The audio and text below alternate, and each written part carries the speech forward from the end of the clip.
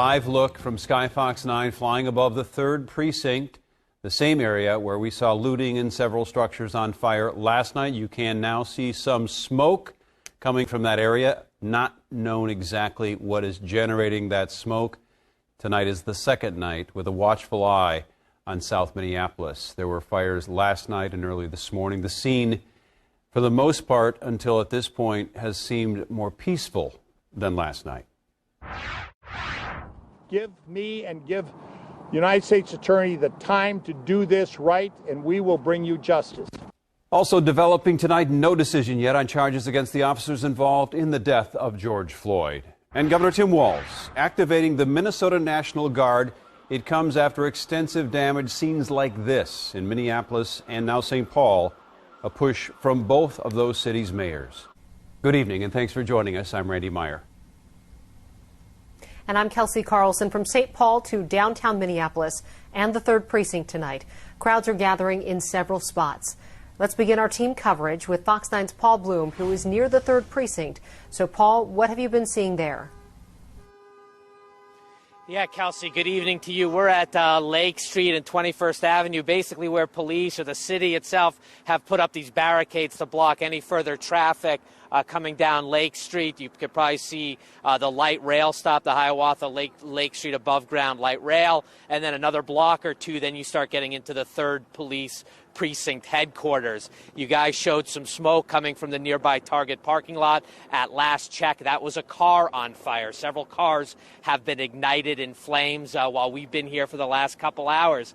And again, you guys have described this demonstration that for the most part throughout the day was calm. I mean, agitated at times, but certainly something that was controllable. But then there are some people that are here clearly to do no good. Light fires, loot. In fact, we've seen a couple of stores that were looted last night, a pawn shop, a liquor store, the windows boarded up. They've pulled down those boards and have gone back in to steal merchandise, to steal liquor. And police are not out here. They are not being proactive in any way, shape, or form. We've seen no uniformed police officers. I'm curious to know whether they even have police still inside the 3rd Precinct police headquarters. I think from some video earlier in the day, I did see at least 1 or 2 officers up on top of the roof kind of keeping an eye on things. But that crowd basically has that block to itself down there. And again, 90% of the demonstrators, the protesters, the anger over the George Floyd death and the slow decision to charge in this case, agitating people, angering people, and they are voicing those concerns. But it is that 10%, or however you want to quantify it, that are still up to no good. And I know law enforcement sources have told me they're bracing for another night of volatility here, 38th in Chicago, where George Floyd was arrested and subsequently died, as well as St. Paul, where the looting and the demonstrating and even the rioting, you would call it, has extended. But for now, that's the scene here at the 3rd Precinct. We'll, of course, be here all night long and bring you the updates as the conditions warrant. So, guys, we'll send it back to you.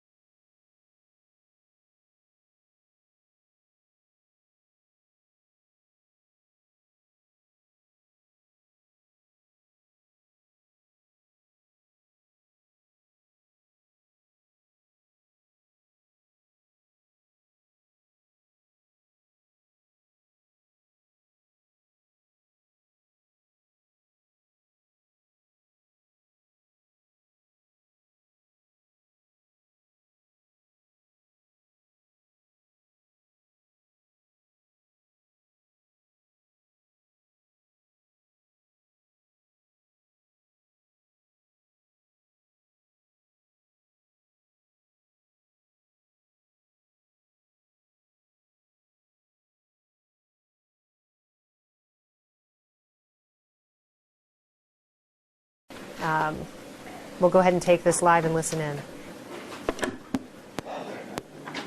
So earlier this evening, after receiving real-time information from our Chief Arredondo, and after having numerous phone calls with him regarding the evolving situation at the 3rd Precinct, it became clear that there were imminent threats to both officers and public.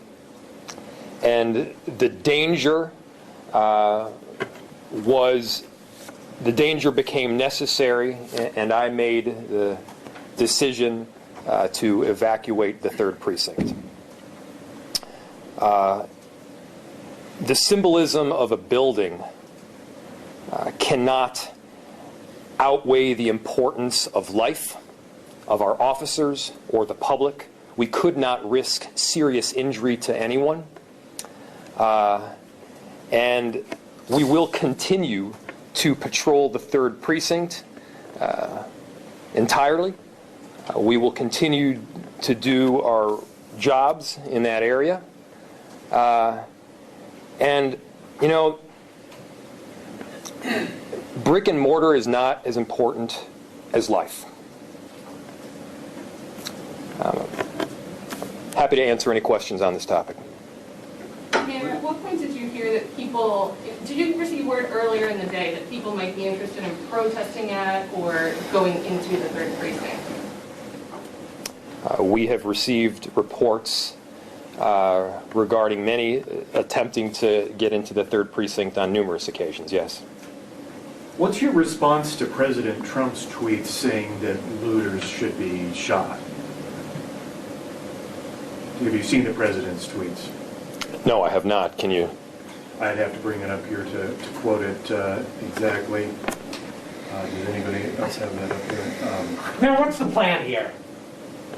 What are we doing? With regard to? Clearing the streets. A lot of businesses have been burned down. A lot of livelihoods have been hurt. We've seen very little police out there just in general at the 3rd and throughout, and I'm just wondering, what is the plan and who is in charge right now in the city? There is a lot of pain and anger right now in our city. I understand that. Our entire city recognizes that. What we have seen over the past several hours and the past couple of nights in terms of looting is unacceptable. Our communities cannot and will not tolerate it. These are businesses, these are community institutions that we need. These are banks that people rely on to get cash, grocery stores that people rely on to get food. These are pharmacies that people rely on to get medicine. They are essential to our community, and we need to make sure that they are protected. So we are working with our officers right now. We are working, of course, with resources provided by the state. We've authorized mutual aid and a unified strategy so that we can work with different jurisdictions in the area. It was clear as of last night that we needed additional help. And we got that additional help, some from the state, and we are expecting more as well. I'll say this. We additionally need help from our community. We need to make sure that people are looking out for our city right now. It's not just enough to do the right thing yourself. We need to be making sure that all of us are held accountable to make sure that we're holding up the highest ideals that we stand by. I have that. Mr. Mayor, there were people out there tonight that were saying things like, where are the police right now? Where are the firefighters right now? Where's the National Guard right now? Those are all fair questions. Where were the police, firefighters, and National Guard to protect that 3rd Precinct and to protect that neighborhood? As you already know, there were more than a few fires that our firefighters had to put out. There were more than a few incidents of looting that our officers had to attend to. We are doing absolutely everything that we can to keep the peace.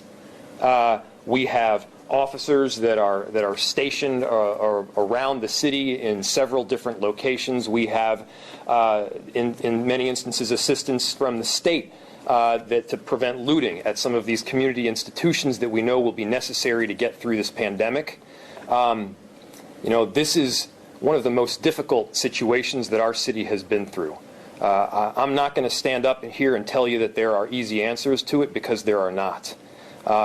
What I can tell you is that through this pandemic, Chief Arredondo has my 100% support. Chief Friedel and the fire department has my 100% support. We're going to be united as a city. So where is the National Guard, and how is it being deployed? Who's got that control? Who's making those calls? So many of these questions you're going to want to direct to our chief, who has been working consistently with Harrington from the state. And many of the National Guard, as I mentioned, were stationed and are being stationed in locations to help prevent some of the looting that we've seen. Like what? Like what stations? Banks, grocery stores, pharmacies. Mayor, I have the president's tweet here. He sent out two just in the last couple hours. One personally attacking you. A second one that Can you read it?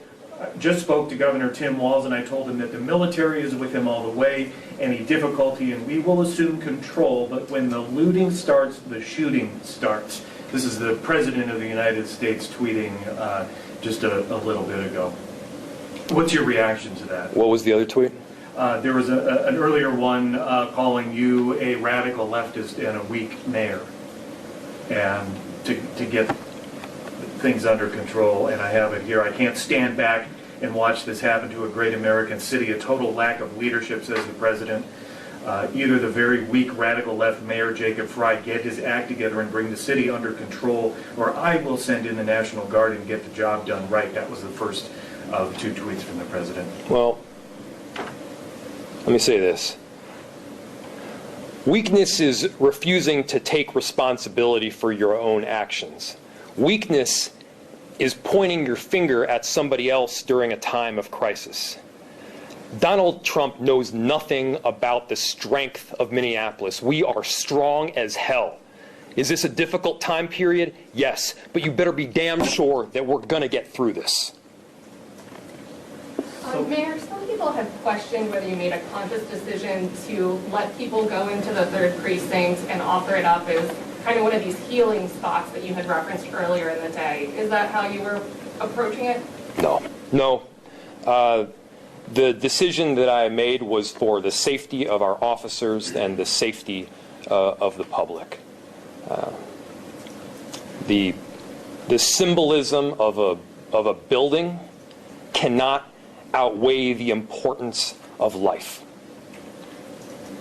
It's a decision that I did not take lightly. I understand the importance of a precinct, but we are able to regroup and continue providing the same service to the 3rd Precinct as a geography. Mayor, at what point did you make that decision? I don't remember the exact time. Was it earlier in the afternoon or just a couple hours before it was taken? As situations started to escalate more and more, as we saw more and more people breach the perimeter, as we noted, we have to have our officers at many locations throughout the city to prevent looting and crime. It became obvious to me that safety was at risk, and it became obvious to me that we could take a different route that would better assist both the public as well as the safety of our police officers. Mayor, any idea how many officers were in that building when it was breached? I think you have to talk to the chief. And two, is there a calculus in terms of property versus engaging protesters or being more overt with force? Is there a decision-making process in terms of building versus engagement? I don't understand your question. I mean, you have a decision to make whether the building, the 3rd Precinct in general, some of those businesses on that corner, should just be let go, no police responding to it, or do you engage the protesters and clear them off the streets by, any means necessary and the tools that are at your disposal in terms of a heavily, tooled urban police force that I would imagine have the tools to clear streets? Yeah, I'm still not following. The decision comes down to public safety, period. So what do you tell the public? I'm going to take one more question, yeah. So what do you tell the public in that community that doesn't have that precinct to work from to help protect the other homes or other businesses? The resources that we will offer to the people of the 3rd Precinct will continue, period. The building is just bricks and mortar. It's a building. What if it does get worse? You talked about the community needs the help, but what if they don't? What is that plan to address that? I've been in touch with Governor Walz at the state. Again, we have expressed the need for resources. We are appreciative already of the assistance that we've gotten in the form of state patrols, and as you know, we've requested the National Guard as well. And we anticipate that those resources will be increasing as well. Mr. Mayor, everybody, thank you. Thank you, everybody. Thank you, everybody. Minneapolis Mayor Jacob Frey addressing members of the press tonight. The questions were pretty typical of the ones that we addressed throughout the evening. That is, why did the 3rd Precinct go up in flames? What decision was made? The mayor said the decision was mine. He saw an imminent threat to officers and the public. Early in the evening, he made the decision to evacuate the 3rd Precinct, which resulted in the destruction of the 3rd Precinct. He wanted to make it clear to those living in that area and the police officers that serve that area that they will continue to serve that area without the brick and mortar building. He was asked very pointedly by our own PAULLUME, what is the plan? Meaning, what is the plan moving forward? How do you plan to address the looters? How do you plan to address the fires?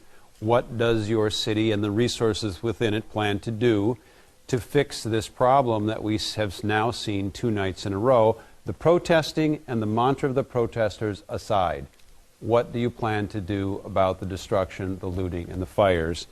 And the mayor said he's working with state officials, he's working with local officials, and the resources at his disposal to address it. And as we watch that... Yeah, Randy, I don't know that we got a... Go ahead. I don't know that we got a direct answer to that, but he did say, he wasn't specific with anything that he said there about what the plan is moving forward. But he did say that he's been in touch with the governor. They have resources that are increasing, and that they will continue to bring in mutual aid. So what that means for tomorrow, we're still not sure. When will that aid arrive? We know that the National Guard is here, but when are we going to see them on the street? PAULLUME was at that news conference, so let's talk to Paul, bring him in here, and talk a little bit about what the mayor had to say tonight. Yeah, interesting. We learned tonight that the mayor, it was his decision to evacuate the 3rd Precinct when it was breached by demonstrators who took over the 3rd Precinct. He didn't say how many officers were in there at the time. He said that was a question for the police chief. Noticeable there, the police chief not at this news conference. We're told he is at the command center tonight in an undetermined location. I pressed him on, does this city have a plan moving forward to get demonstrators off the streets, to protect the property, the businesses, the buildings. He insisted there is a plan. You guys were talking about the resources that have been marshaled, none of which we saw with our eyes this evening. But he says they're on the way. The National Guard and the like. So we'll have to see. But he says basically the symbolism of a lost building does not outweigh the loss of life. His biggest concern was protecting life, and didn't get into specifics about exactly not engaging protesters, but he says this city is strong as hell and will survive this. It's going through a difficult period right now. Insisted there's a plan. What that plan is remains to be seen as literally the city burns in and around the 3rd Precinct. Paul, were his answers enough to satisfy not only you as a journalist, but to satisfy the citizens of Minneapolis that there is a plan in place. I thought your question was very pointed. I thought it was very direct. It was not hard to understand, as the mayor seemed to indicate. Did you get the sense as a journalist that there is a solid plan to keep this from happening, for example, a third straight night? I mean, it's hard. You're sitting right outside the mayor's office. He asked that question. I didn't feel we got a detailed answer as to what will happen. His police force, well-trained, certainly has the training and abilities to protect buildings and get demonstrators off the streets if they break the laws, if they invade buildings, if they set fires. And so far they have chosen not to engage. And what is the plan? How do you end this? Is this going to be night after night of looting, of destroyed property, of destroyed businesses, of destroyed livelihoods? I didn't think he fairly and accurately gave us an answer that will be viewed as sufficient for the residents here in the city. Yeah, I think, Paul, most of the reporters were asking the same questions about what are we doing moving forward. And I think that's what the residents want to know, too, because they want to know, are they safe? Where's this going to go next? Which street is next? Which businesses are next? And Paul, if I can ask you real quick, because you sent some video in just a short time ago, different perspective of the fires burning in and around the 3rd Precinct. Can you tell us where you shot that video and what you were seeing at the time?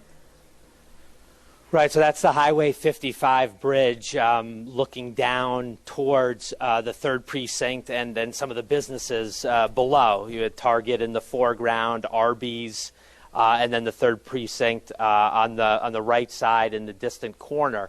And in all 3 of those locations I just mentioned, fires were going. The Target fire looked like it was not quite the structure itself. It looked like it had been set behind the building, but God forbid that extends anymore. That's going to get that Target location, the Arby's fast food restaurant, and then down to the 3rd Precinct was still, you still saw flames licking in the distance.